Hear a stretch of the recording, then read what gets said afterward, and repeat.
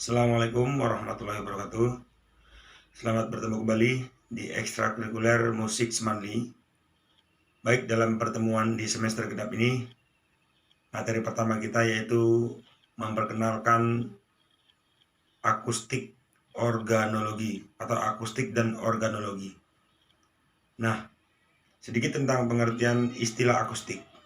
Akustik ini merupakan salah satu cabang ilmu pengetahuan yang mempelajari tentang hal-hal yang berhubungan dengan bunyi atau suara.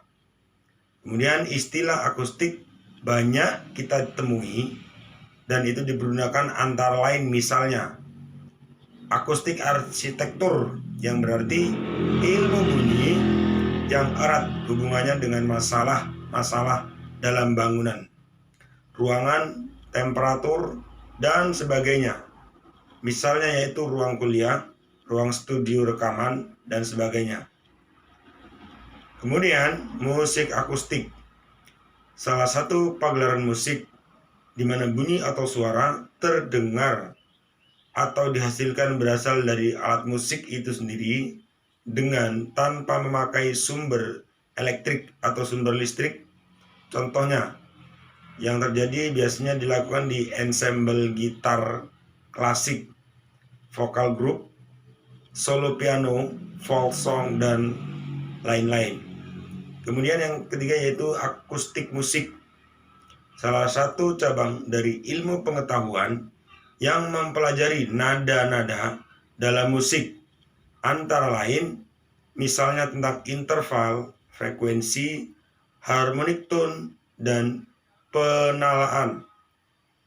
Nah, dari ketiga pengertian di atas apabila kita simak, maka ternyata terdapat satu persamaan pokok bahwasanya atau bahasanya yaitu sama-sama mempelajari atau berhubungan dengan bunyi dan suara. Di dalam akustik, pengertian bunyi dan suara dibedakan. Nah, walaupun dalam pelaksanaan penggunaan bahasa sehari-hari disamaratakan. Nah, tadi sudah kita jelaskan bahwasanya di dalam ilmu akustik dan organologi, bunyi dan suara itu dibedakan. Di mana letak perbedaannya?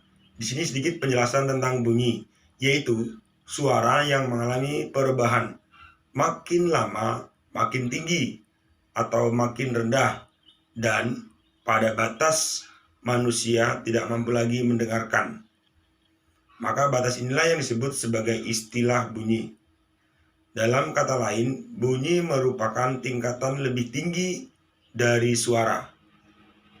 Sedangkan suara merupakan hasil getaran dan benda material fisik sehingga dapat didengar oleh telinga manusia.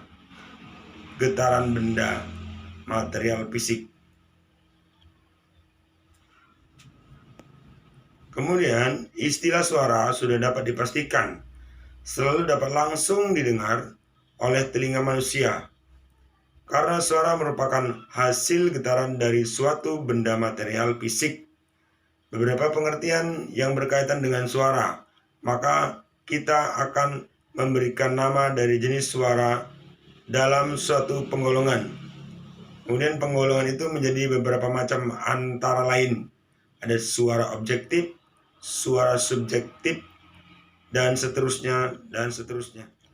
Baik, itulah tadi materi pertama kita tentang istilah akustik dan organologi dalam semester genap ini. Semoga bermanfaat untuk kita semua. Tetap semangat di masa pandemi.